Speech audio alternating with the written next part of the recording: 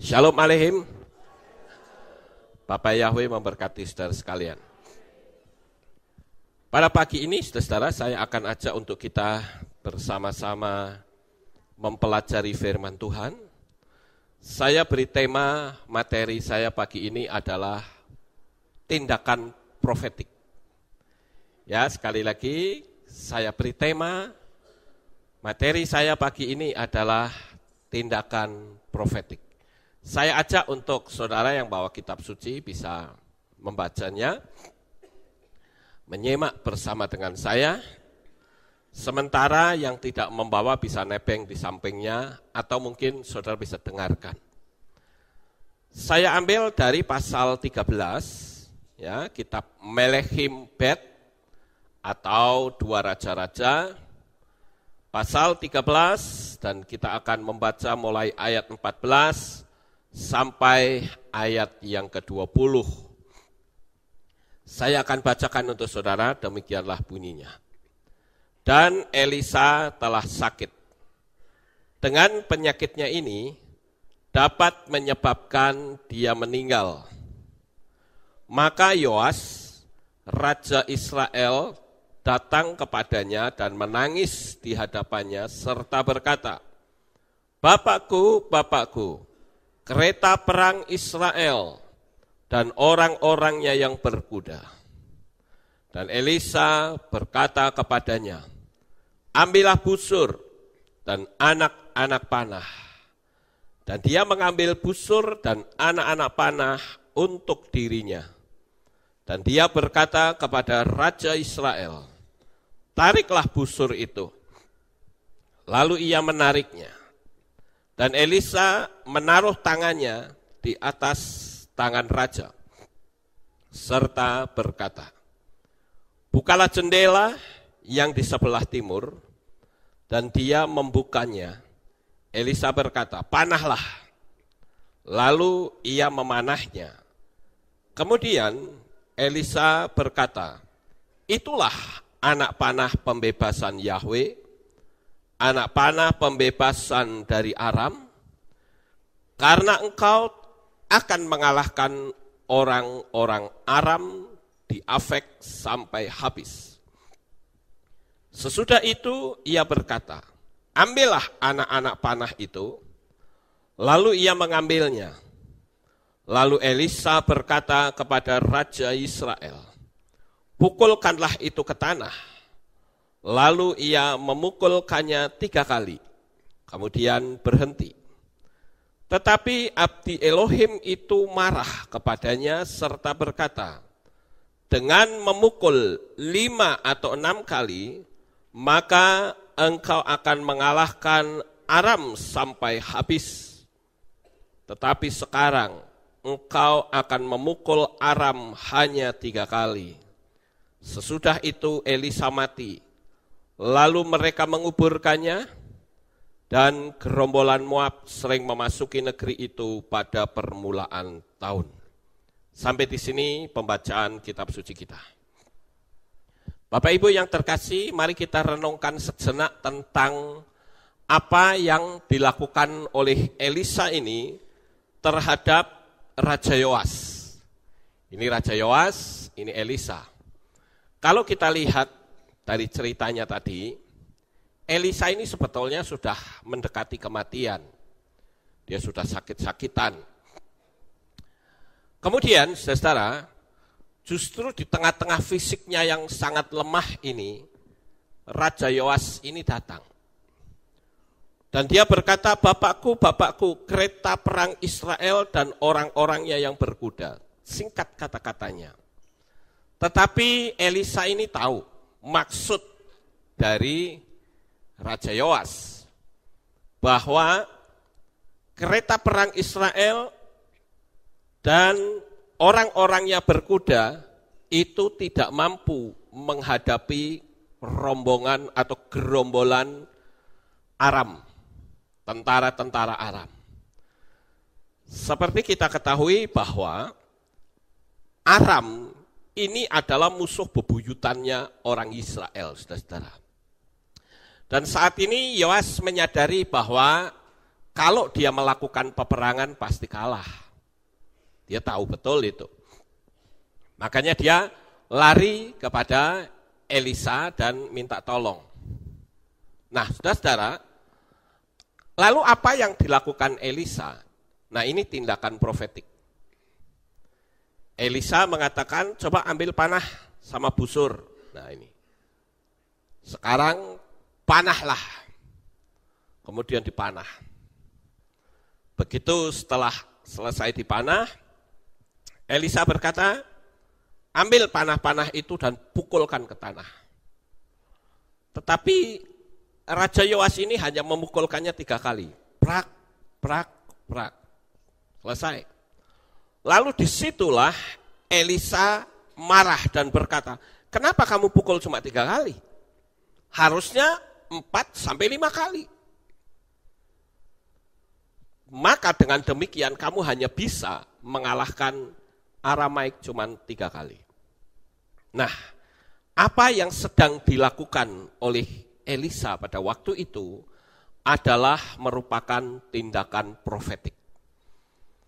Tindakan profetik, kita mungkin pernah dengar dulu saat kita berada di kelompok ya organisasi lama.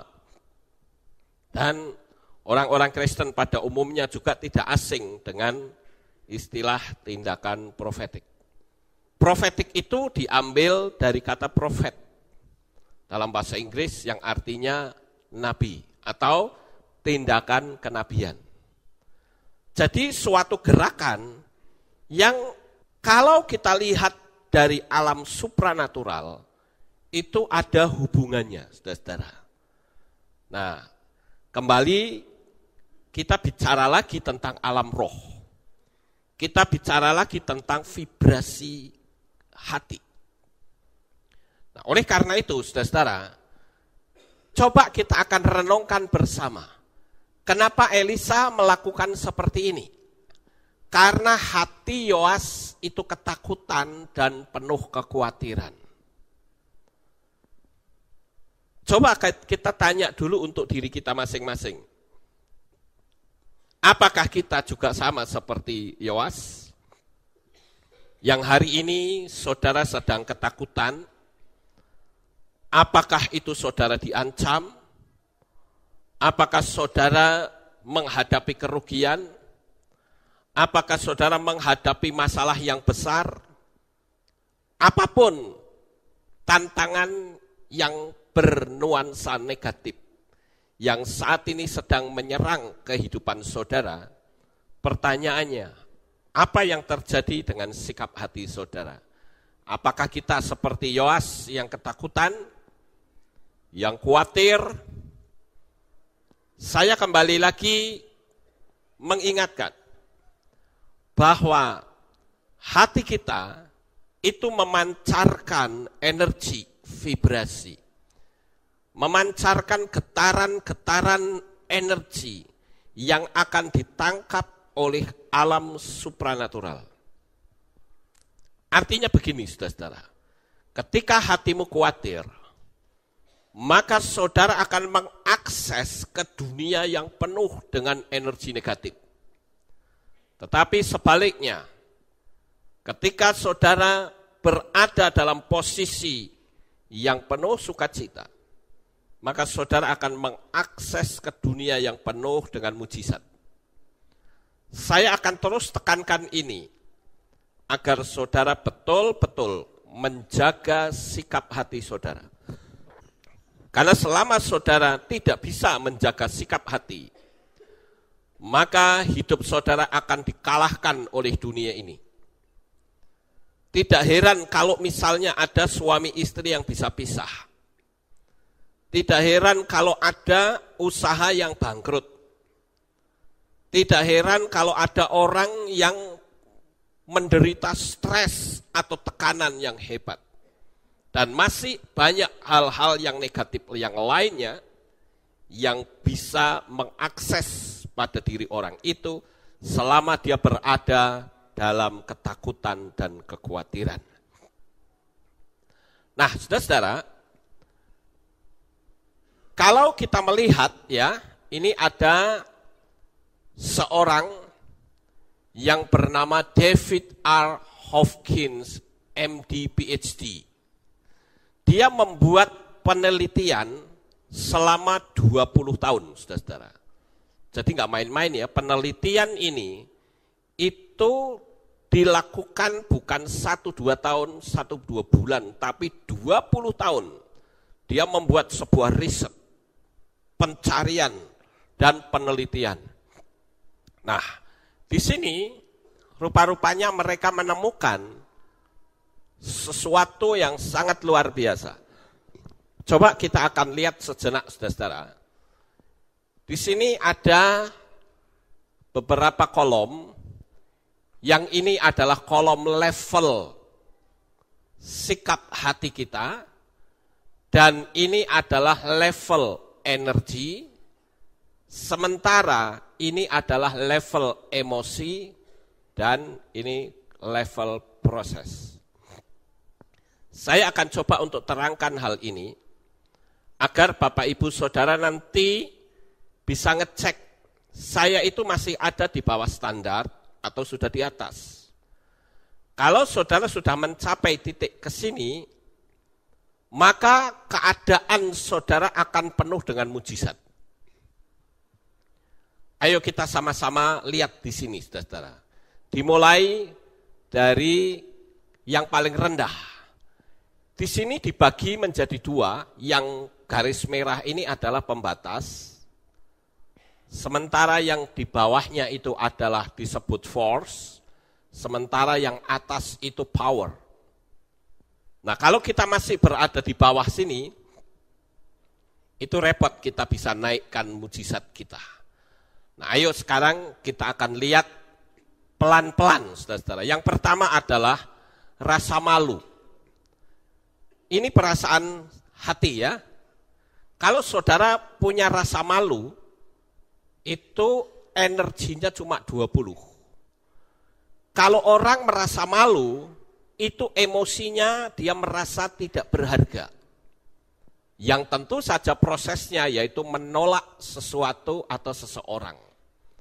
Mungkin saya bisa menyebut dengan istilah celingus. Tahu celingus orang Magelang?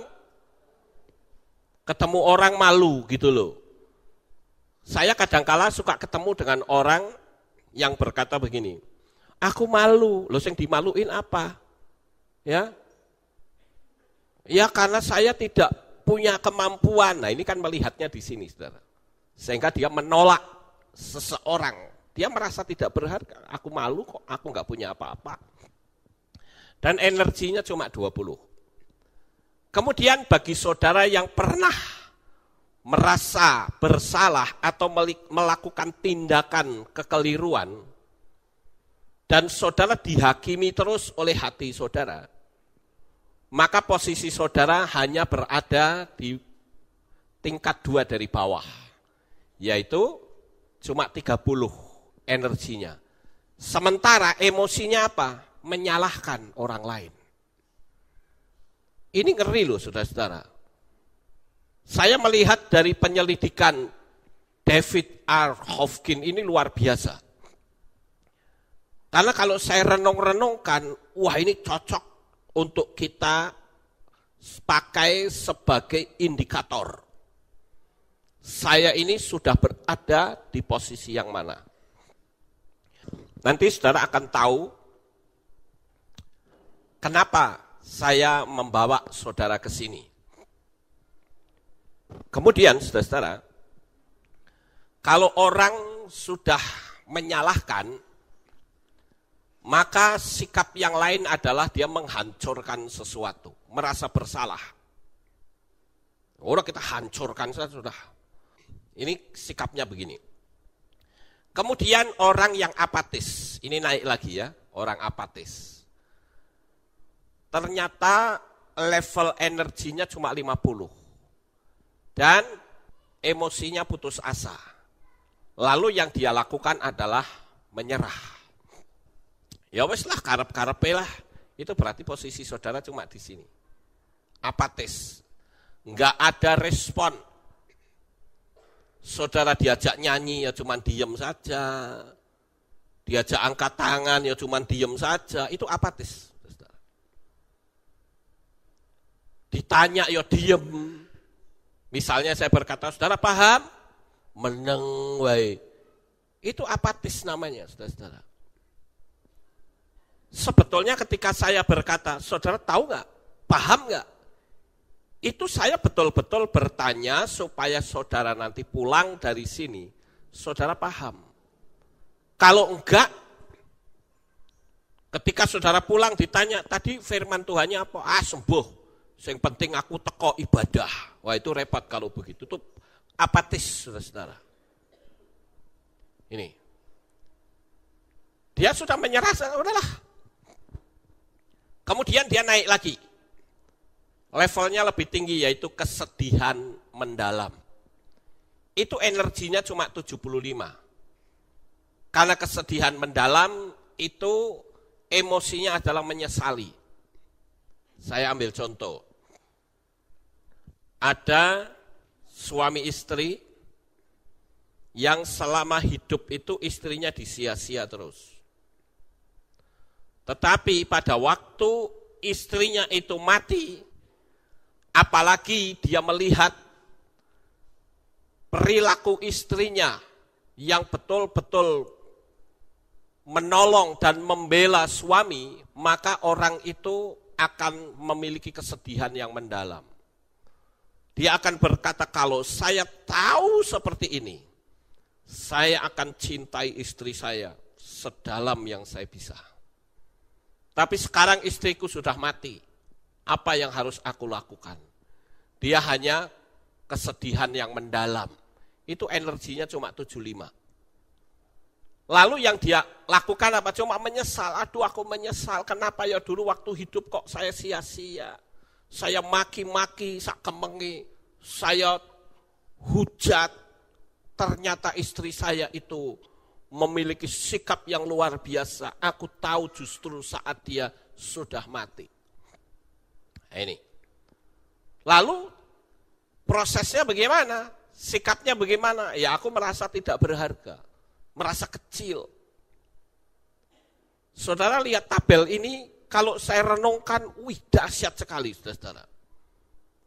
Kemudian yang berikutnya, takut. Ketika orang itu mengalami ketakutan seperti Yoas tadi, ya, energinya cuma 100. Emosinya adalah khawatir.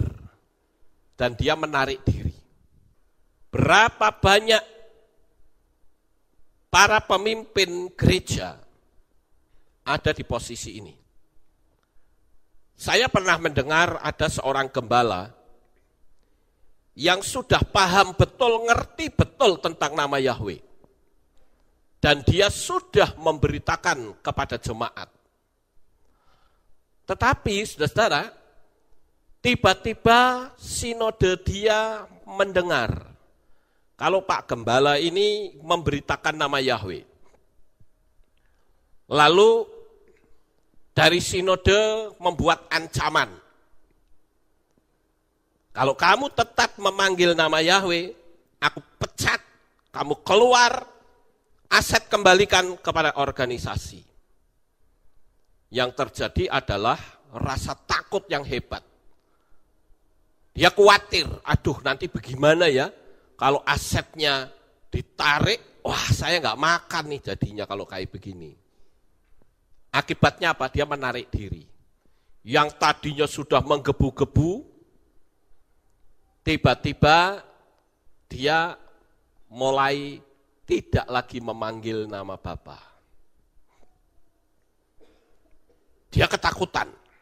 Nah, saudara, energinya cuma 100. Kemudian kita tingkatkan lagi, keinginan. Orang yang punya keinginan itu cuma 125. Kemudian emosinya adalah hasrat, keinginan kuat. Lalu ada kemelekatan dan diperbudak. Saya pernah ngajari saudara bukan tentang kemelekatan ini. Jadi saudara, kalau orang punya keinginan, ini masih di bawah standar. Makanya ketika saya bikin materi 55x5 itu, banyak yang tanya sama saya, Pak, permohonan saya itu apa? Saya bilang, Anda salah. Ini bukan permohonan, bukan permintaan, tetapi pernyataan. Bisa nggak membedakan antara permintaan dan pernyataan? Kalau permintaan itu, Tuhan, saya mau minta rumah. Tuhan, saya mau minta mobil, itu permintaan. Tapi kalau pernyataan, orang bilang, Tuhan, saya bersyukur saya sudah punya rumah. Saya bersyukur saya sudah punya mobil. Bisa nggak membedakan ini, saudara-saudara? Ya. Dan ini, keinginan ini masih di bawah standar. Cuman berapa ini? Cuma 125. Kemudian marah. Orang marah itu energinya 150. Tetapi saudara-saudara, energi ini sangat berbahaya sekali karena dia bisa ngelonjak luar biasa kalau kemarahan ini disimpan terus. Akibatnya menimbulkan benci, bahkan dendam. Dia masih di bawah level. Sifatnya itu agresif. Dia berusaha untuk menyerang. Makanya saya berulang kali diajak debat, saya bilang, sorry, itu bukan level saya. Kadang orang merasa terpancing dan akan membuktikan, aku bisa mengalahkan kamu. Sekarang pertanyaan, kalau orang itu kalah, apakah dia bisa ikut iman saya? Tidak.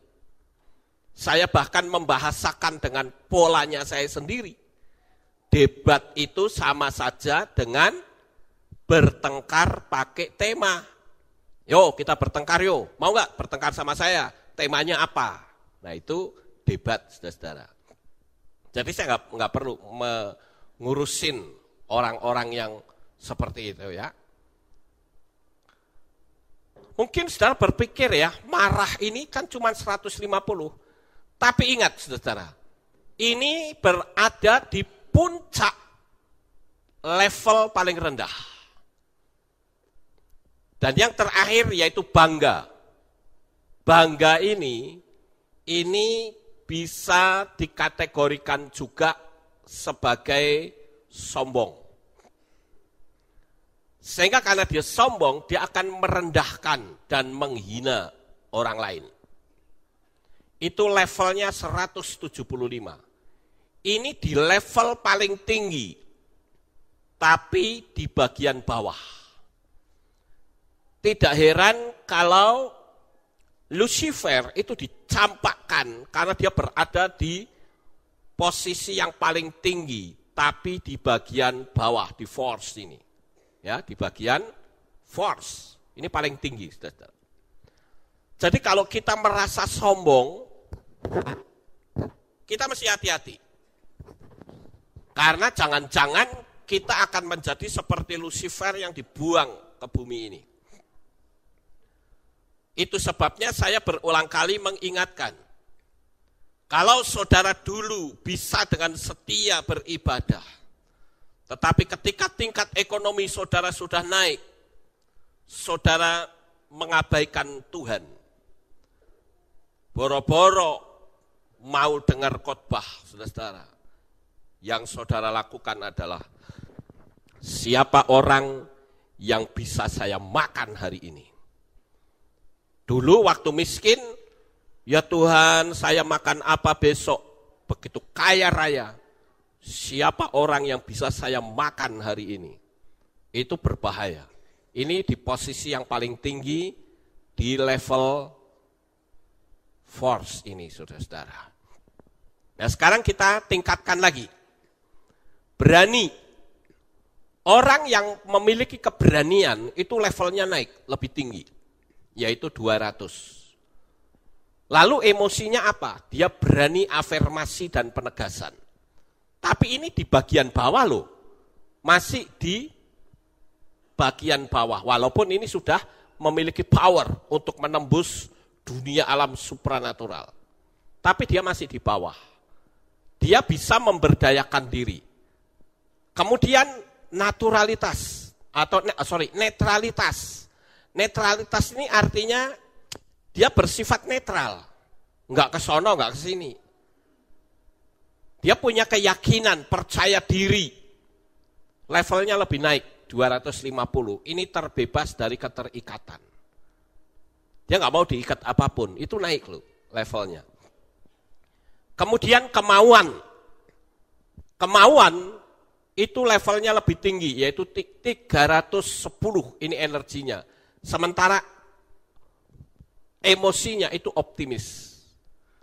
Tentu prosesnya memiliki tujuan. Tujuannya apa? Ini baru di sini. Kemudian penerimaan lebih naik lagi. Orang yang memiliki level penerimaan, dia mudah memaafkan. Dan tidak terpengaruh oleh keadaan. Levelnya naik lagi, 350. Kemudian orang yang bisa berpikir, itu levelnya lebih naik lagi, 400. Artinya apa? Yang tadinya tidak tahu, diajari. Kamu tahu nggak Tuhan kamu itu namanya Bapak Yahweh? Oh ya? Dia pikir, jajal tak pelajarani. Nah itu berarti posisinya sudah sampai di 400 energinya, memahami, lalu berpikir mendalam. Yang lebih tinggi lagi yaitu cinta. Itu sebabnya Yesua mengajarkan hukum kasih, hukum cinta. Itu energinya sangat tinggi, 500 saudara. Dan ketika dia memiliki rasa cinta, dia punya rasa hormat yang mendalam. Yang tentu saja prosesnya yaitu mengungkap sesuatu yang berharga yang sebelumnya tersembunyi. Akan mulai muncul, saudara. Karena memiliki cinta. Kemudian naik lagi yaitu sukacita. Lebih tinggi 540, itu tenang dan hening. Perubahan kesadaran. Nah ini saya pernah menyampaikan satu materi yang saya beri tema mendapatkan sesuatu dalam keheningan. Kalau tidak salah begitu ya, itu sudah lama sekali. Ini sampai di sini. Kemudian kedamaian, energinya sangat tinggi, 600. Ini kebahagiaannya luar biasa dan pencerahan. Nah, itu sebabnya kenapa saya katakan, kalau saudara melakukan afirmasi, itu jika sampai ke taraf ini sudah mendekati goal, saudara. Jadi nanti saudara akan merasakan adanya pencerahan baru yang dapat saudara miliki. Ya, kenapa? Karena dia merasakan damai sejahtera. Sama seperti kalau saya gambarkan diri saya, ketika saya memanggil nama Bapak Yahweh, saya merasakan mendapatkan kedamaian. Kenapa kedamaian? Karena saya sudah memiliki kepastian. Oh ini nama Tuhan saya itu adalah Yahweh. Yang orang Kristen selalu berkata haleluya. Haleluya itu pujilah, Yah itu artinya Yahweh. Kependekan dari Yahweh. Haleluya itu adalah pujilah Yahweh. Jadi saya mulai ada damai sejahtera. Saya nggak salah dong kalau begitu. Nah, lalu emosi saya apa? Saya bahagia luar biasa. Saya berani berkata, Tuhan, kalau engkau mau angkat saya sekarang, silahkan angkat. Saya mati sekarang, saya nggak takut. Kenapa? Saya sudah mencapai di sini kebahagiaan yang luar biasa. Saya berada di jalur yang benar. Nah, lalu yang muncul apa? Pencerahan. Pencerahan ini banyak sekali hikmat-hikmat yang Tuhan tambahkan kepada saya. Saya kadang sampai bingung lihat diri saya sendiri, saudara. Kok bisa ya saya mengartikan seperti ini? Padahal kalau saya membaca, saya hanya butuh satu kalimat saja nyantel di otak saya, itu sudah kayak orang ngepek, saudara. Semua saya sudah paham, oh arah larinya ke sini, ke sini, ke sini. Jadi saya hanya butuh satu kalimat saja. Begitu satu kalimat masuk di otak saya sudah bisa menyiapkan satu materi. Nah, ini muncul pencerahan. Nah, kemudian apa? Kecerahan. Ini energinya paling tinggi, 700 sampai 1000.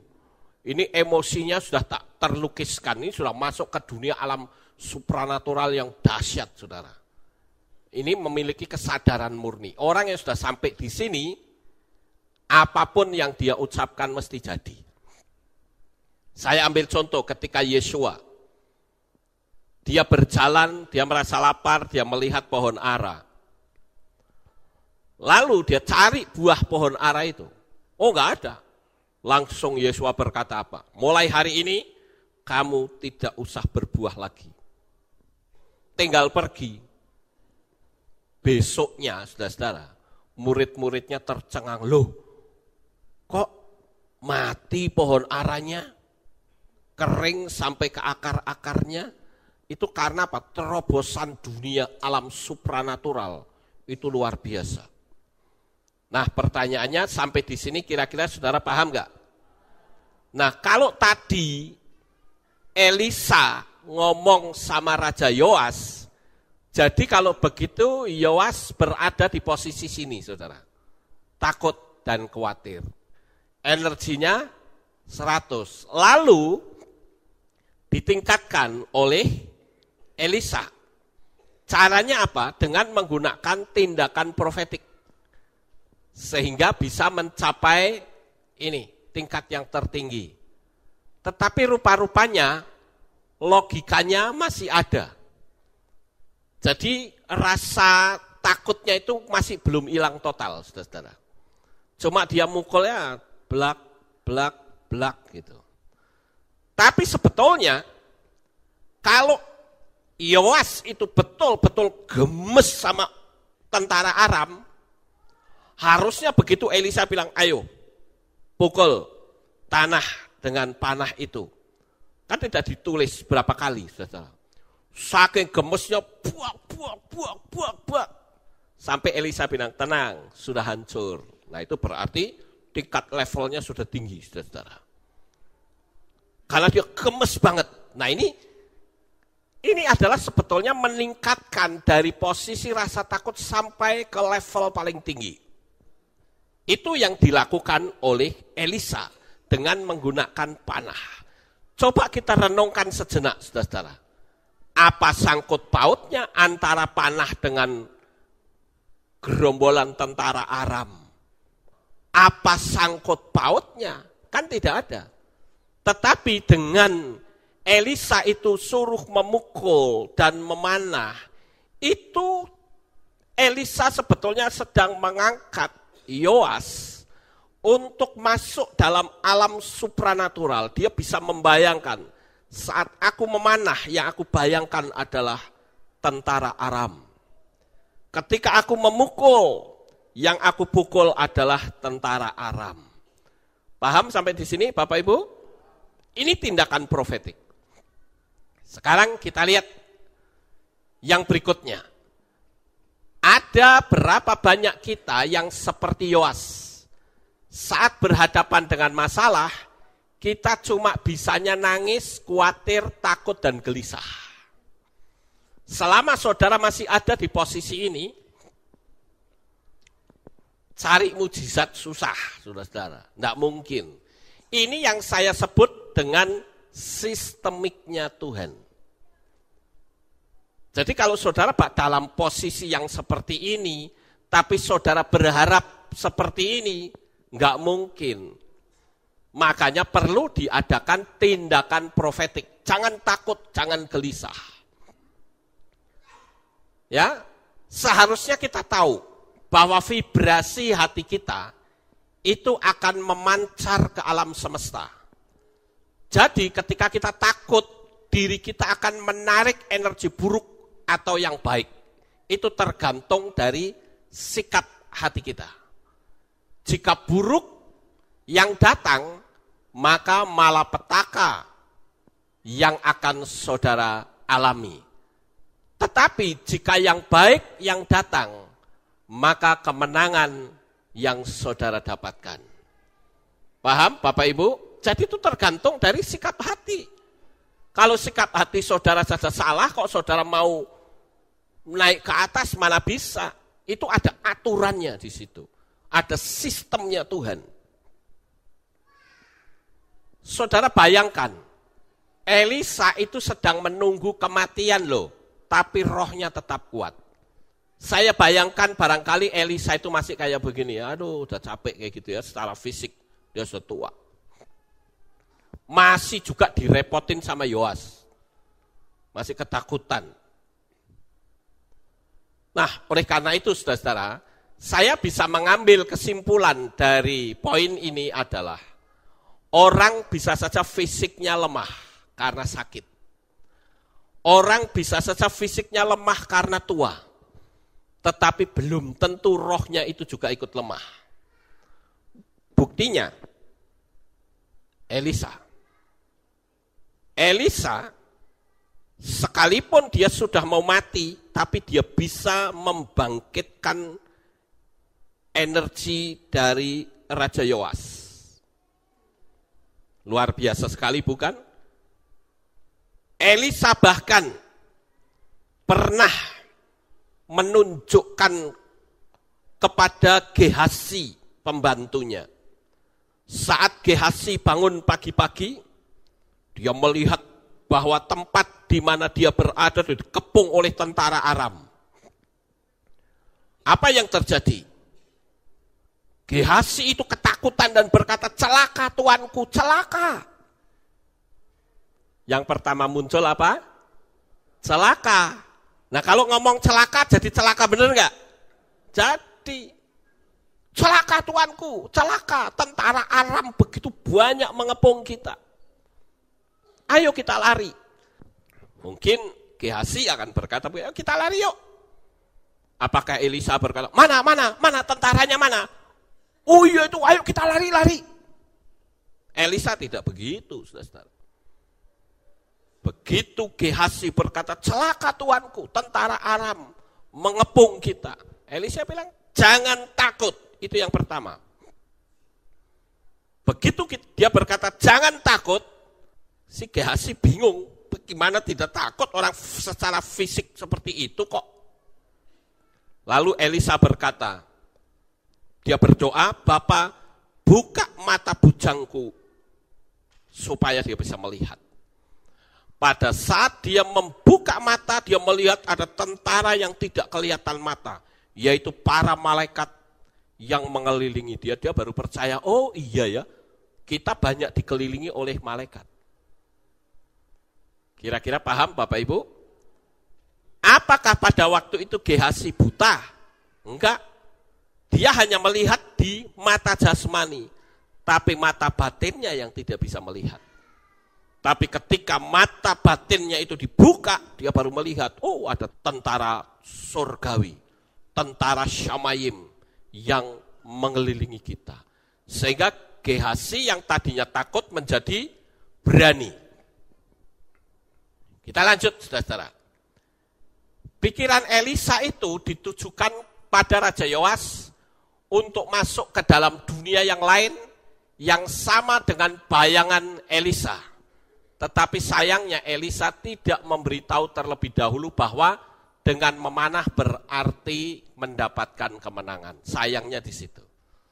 Elisa cuma berkata, panah. Ya harusnya dia mikir, aku disuruh mana, ya sudah panah saja. Pukulkan. Nah, di sini Elisa sengaja tidak memberitahu, saya renungkan, oh berarti di situ manusia itu diberi kebebasan sampai sejauh manakah dia bisa berpikir untuk mengalahkan musuh. Karena dia masih istilahnya discourage, masih ngelokro, saudara-saudara. Ya sampai kenone lah, plok gitu. Tapi kalau dia menyadari betul bahwa, oh aku diperintahkan untuk tindakan profetik, pukulin itu yang gemesnya hati, bak, sampai berkali-kali. Mungkin Elisa akan berkata, cukup, mereka sudah kalah. Itu tindakan profetik loh. Nah, sekarang saudara, tahukah saudara bahwa sebenarnya ada kehidupan lain yang sama dengan kehidupan kita saat ini? Jika saudara berpikir yang negatif, maka yang negatif di dunia yang sama akan termanifestasi dalam fisik kita, dalam hidup fisik kita. Jadi seperti ada mirroring gitu ya, ada mirroring. Kalau saudara itu berpikir hal-hal yang buruk, maka di dunia yang lain itu akan mendatangkan keburukan untuk kita. Saudara ngomong salah pun pasti akan jadi. Makanya saya ngajarin ini terus-menerus supaya kita semakin hari semakin berhati-hati dalam kita berbicara, dalam kita berpikir, dan di dalam perasaan hati kita. Paham Bapak Ibu? Saya tidak tahu berapa banyak saudara yang praktek dari apa yang saya ajarkan. Tetapi banyak orang-orang di luar sana yang saya menyebut dengan istilah netizen. Mereka banyak praktek. Kalau saudara tidak mempraktekkan, sama saja nol. Saudara lapar nih, melihat nasi, cuma dipandangin saja. Nggak ambil tindakan untuk memakan nasi itu, bisa kenyang nggak? Halo? Nggak akan bisa, saudara-saudara. Nah, dalam dunia mirroring itu juga seperti itu. Selama apa yang kita lakukan, ternyata kita bertindak dengan cara yang salah, maka dunia alam roh juga akan melakukan hal yang salah untuk kita. Sekarang pertanyaannya, apa yang kita dapatkan dari materi ini? Ini mesti ngerti, saudara-saudara. Kalau saya mendengar materi ini nih, tujuannya apa? Untuk saya itu keuntungannya di mana? Yang pertama adalah, saat saudara berhadapan dengan masalah, jangan takut. Tapi katakan bahwa aku dilahirkan sebagai pemenang. Memang, ketika orang diberitahu ada masalah besar, itu pertama itu shock. Itu masih manusiawi, saudara-saudara. Tetapi selama saudara membiarkan shock, rasa terkejut itu menguasai seluruh hidup saudara, maka jangan salahkan Tuhan kalau perjalananmu tiba-tiba banyak sekali kendala-kendala dan masalah-masalah yang saudara nggak bisa menyelesaikannya. Yang ada adalah putus asa dan stres. Ini yang penting. Jadi ketika saudara berhadapan dengan masalah, saudara harus jangan takut, tapi katakan bahwa aku dilahirkan sebagai pemenang. Saudara juga bisa berkata, masalah ini akan mengangkat hidup saya tinggi-tinggi. Jangan sampai saudara berpikir bahwa visi dan misi besar tidak membawa satu problem. Bisa terjadi. Yang terpenting adalah kemana pikiran kita saat ada masalah. Apa Yusuf itu tidak punya visi dan misi yang besar? Misi dan visinya besar. Tetapi, saudara-saudara, yang dia alami justru nyemplung sumur. Lalu dijual, itu kan secara grafik kan turun. Tetapi faktanya itu justru dipakai oleh Tuhan menjadi jalan keluar untuk dia ketemu sama Firaun. Ini luar biasa sekali. Sekarang yang berikutnya yang kedua. Ketakutan itu sama saja saudara mengecilkan kuasa Tuhan. Sekali lagi, ketakutan itu sama saja mengecilkan kuasa Tuhan. Entah ketakutan apa yang saudara hadapi saat ini. Saudara bisa saja takut menghadapi masalah. Saudara bisa saja takut kalau saudara nanti disantet orang bagaimana. Mungkin saudara takut ketemu setan. Itu kan rasa takut itu banyak sekali, saudara-saudara. Walaupun memang Tuhan itu memberikan rasa takut kepada kita, itu justru untuk memproteksi kita dari bahaya.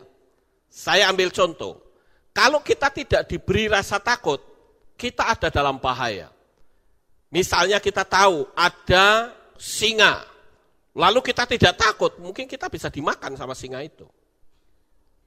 Tapi kalau kita dalam keadaan kepepet, kemudian kita memiliki keberanian yang luar biasa, itu lain cerita.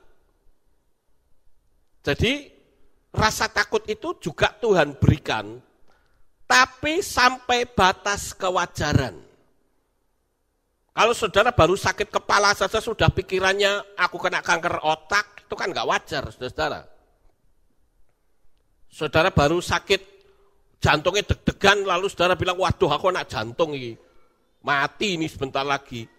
Nah ini kan nggak normal, saudara.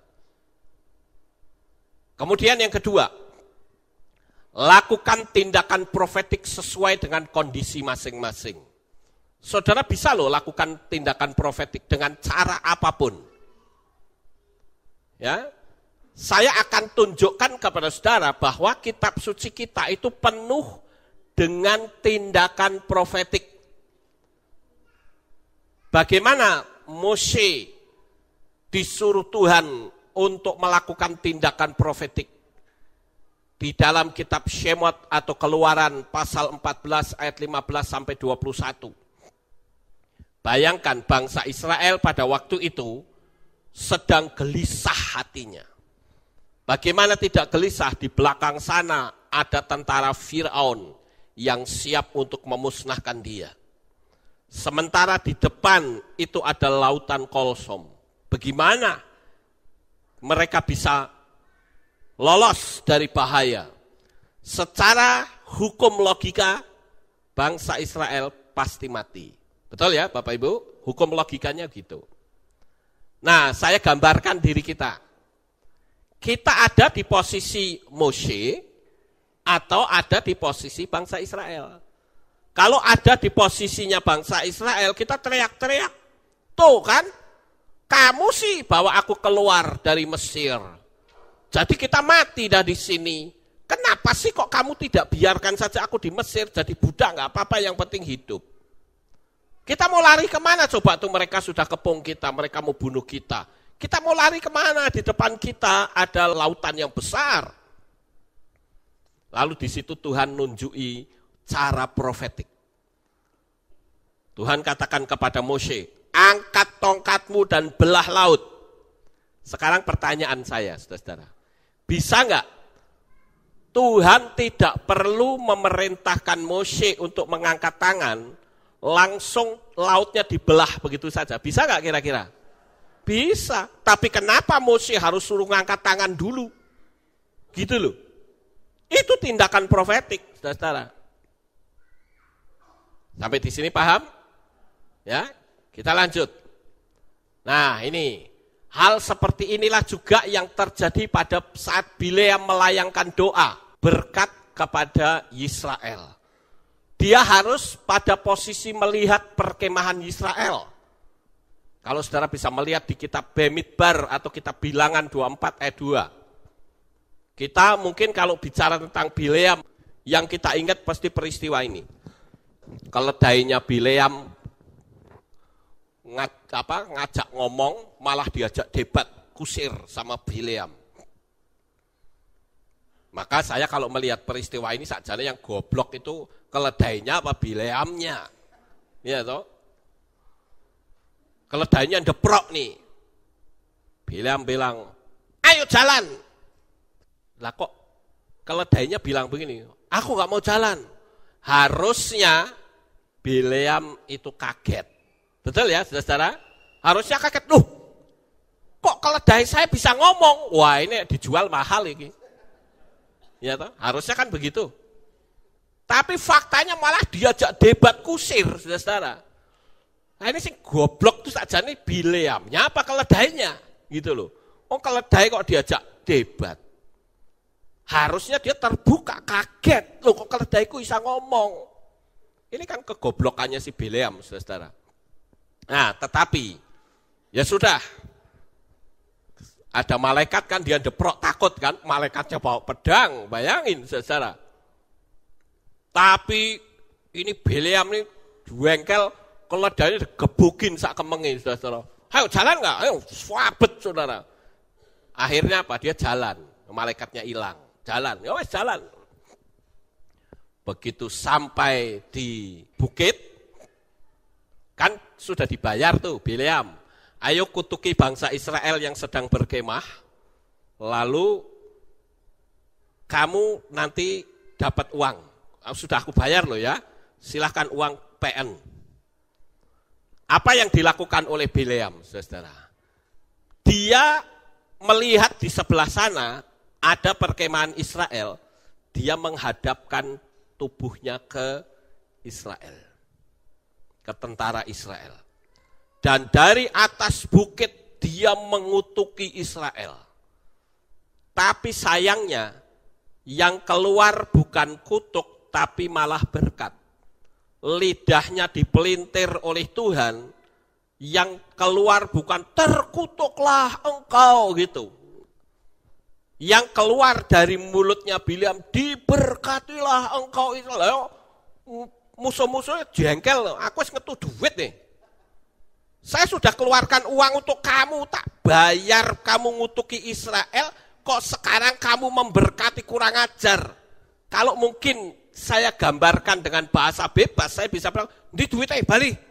Enak aja loh, sudah dapat duit saya, lu bukannya ngutukin malah memberkati, balik duitnya. Bisa seperti itu, saudara-saudara.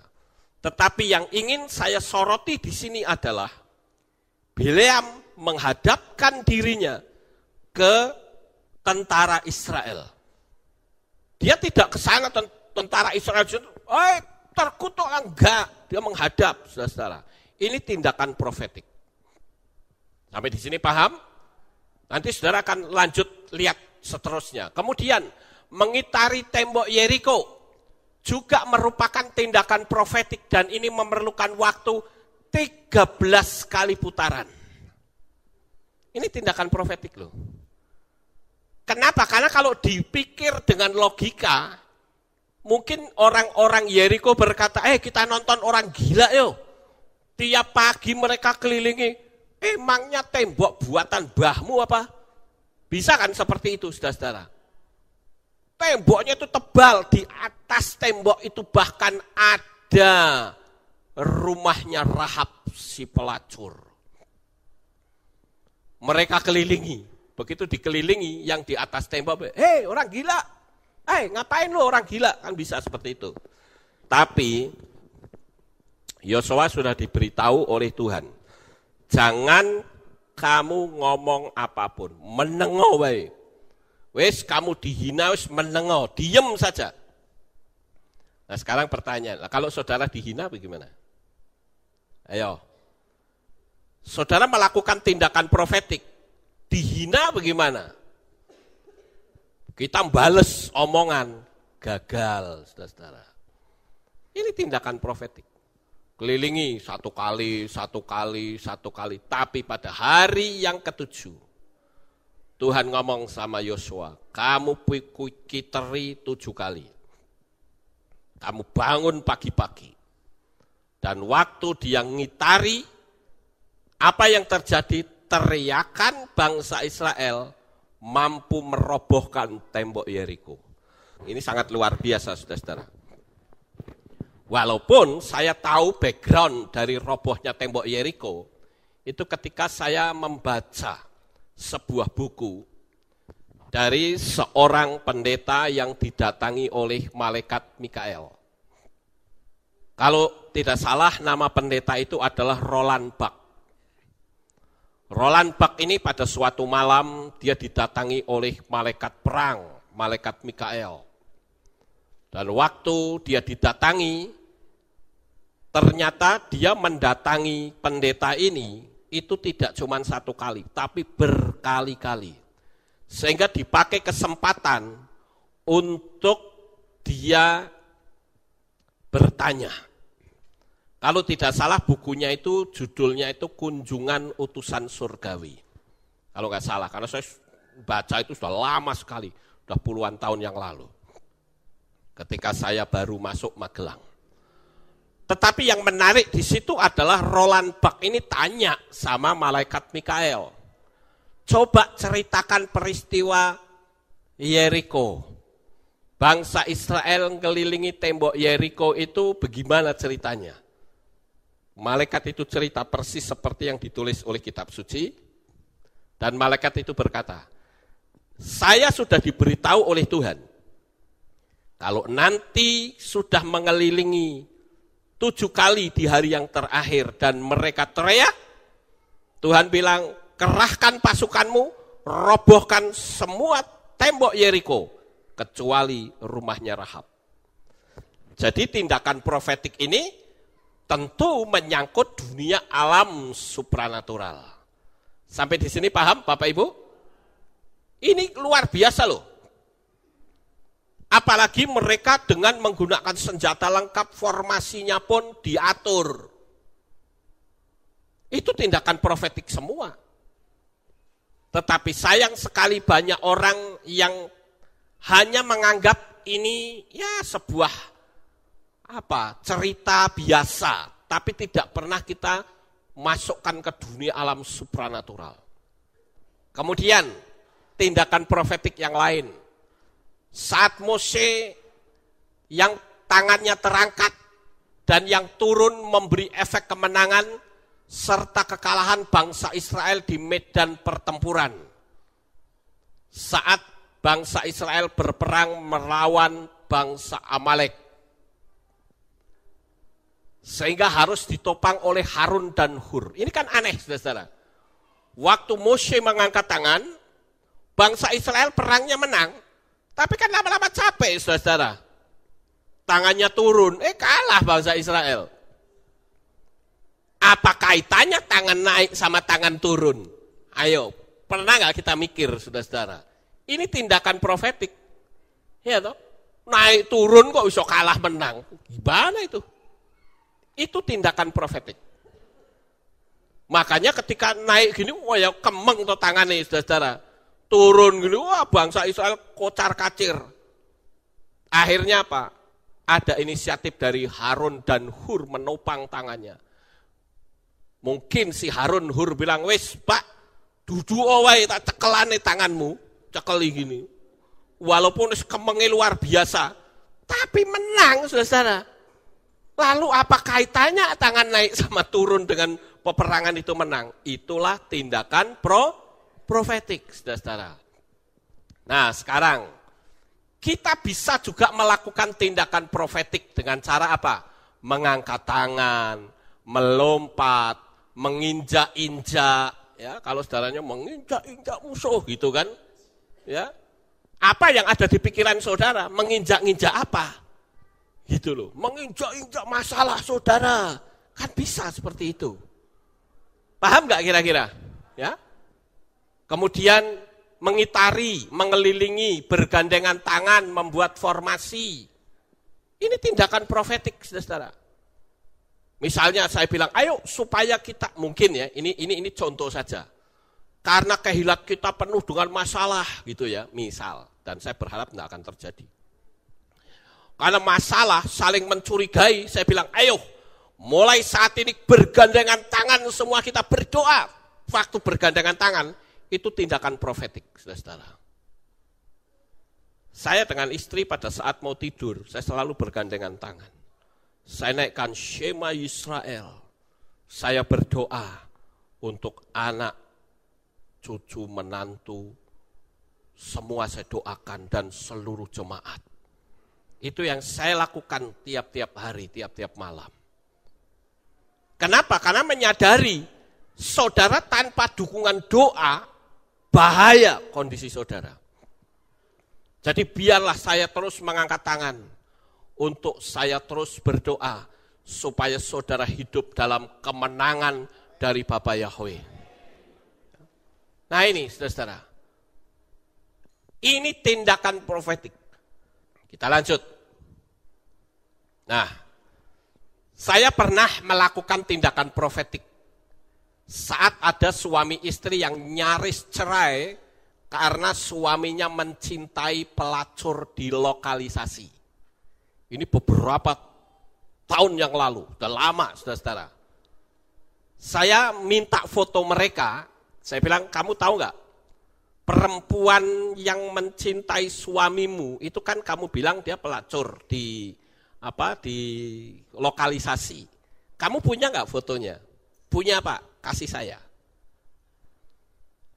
Mereka kasih, foto suamimu mana? Ini Pak, dikasih. Saya jejerkan, saudara. Saya jejerkan, saya tumpangi tangan, saya lakukan tindakan profetik, saudara. Pertama, itu foto lakinya dia sama perempuan itu saya lem di salah satu kertas. Jadi jejeran gini.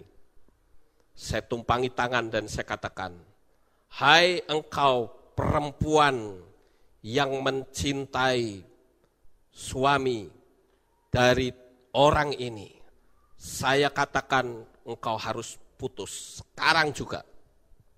Saya juga tumpangi tangan untuk foto laki-lakinya itu.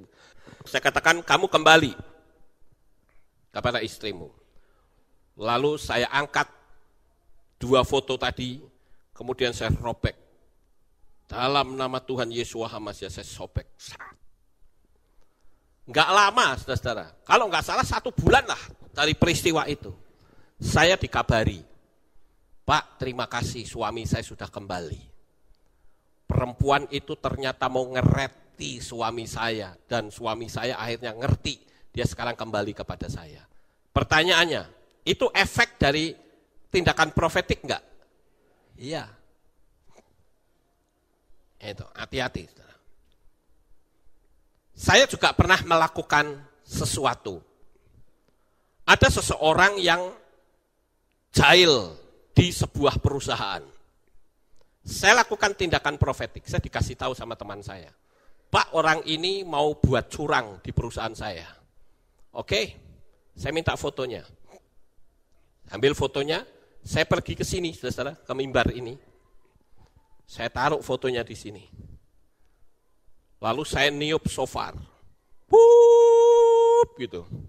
Saya bilang, kamu keluar dari perusahaan ini sekarang, keluar. Saya lakukan tindakan profetik. Dan saya mendengar kabar, sekarang orangnya mau keluar.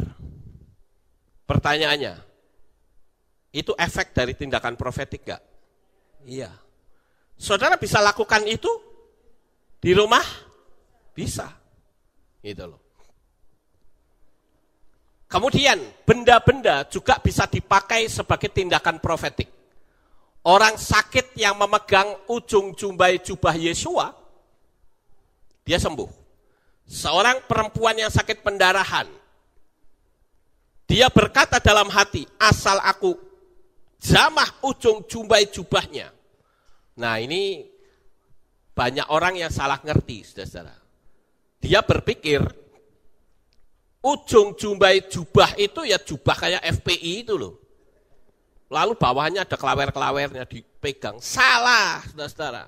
Yang disebut ujung jumbai jubah itu adalah jubah doa. Ini loh, talit. Ya. Nah, ujung jumbai jubah itu ya sit-sitnya ini. Ini kalau dihitung angka gematrianya, ini berbunyi Yahweh Ehad. Jadi inilah yang dijamah oleh perempuan yang sakit pendarahan. Menjamah nama Yahweh, sembuh dia. Amin. Nah saya juga ceritakan, orang yang punya talit ini, kalau nanti mati talitnya untuk nutupi jenazahnya. Paham saudara? Makanya Yesua pernah membangkitkan seorang perempuan. Dia berkata begini, talit takum, kan gitu kan, di terjemahan LAI. Tapi tahu nggak dalam teks berbahasa Ibrani, itu tulisannya bukan talit takum, tapi talit takumi. Nah ada pendeta yang nggak paham, ya, dia bilang, oh ini Yesua membangkitkan seorang perempuan yang bernama talit takum katanya. Salah itu saudara. Talit takum itu sebuah kalimat. Talit itu ini, jubah doa. Kum itu artinya bangkit. Kum, kam itu bangkit, saudara. Makanya ada kata makom, itu tempat kebangkitan. Yang di Indonesia kenalnya apa? Makam. Itu kan tempat kebangkitan, saudara. Jadi kalau talit takumi itu artinya hai perempuan yang ditutup talit, kum, bangkit. Kenapa mi? Karena gendernya perempuan. Gitu loh, saudara-saudara. Bukan perempuan itu namanya talit takum, salah, saudara. Ya. Nah, ini penting sekali, saudara. Ini tindakan profetik. Waktu Raja Saul masih buang hajat, saudara, itu Daud datang mengendap-endap, ini sit-sitnya Saul itu dipotong, saudara. Lalu dia teriak-teriak, Bapakku, Bapakku, lihat, kalau memang aku membenci engkau, seperti apa kata banyak orang, kamu sudah mati. Lihat itu penjagamu pada tidur ngorok semua. Nih, aku ambil ujung jumbai jubahmu. Aku sayang dengan engkau, Bapakku. Akhirnya Saul jadi berbaikan dengan Daud. Kan gitu, saudara. Tapi tahu nggak, tindakan Daud ini bahaya secara hukum profetik. Kenapa? Karena sit-sit ini akan dipotong kalau orangnya sudah mati. Baru boleh dipotong. Tapi ini orangnya masih hidup kok dipotong. Berarti sama seperti hubungan antara Saul dengan Bapak Yahweh diputus, saudara. Ngeri itu.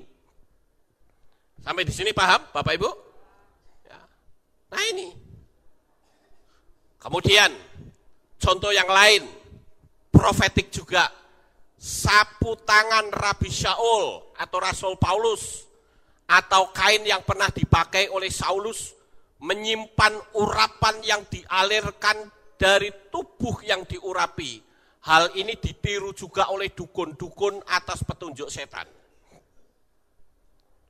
Jadi kalau ada orang katakanlah pakai air gitu ya, didoain nih minum.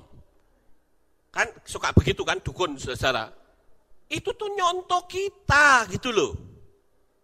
Saudara masih ingat nggak materi saya yang judulnya air heksagonal? Bagaimana komposisi air itu bisa berubah?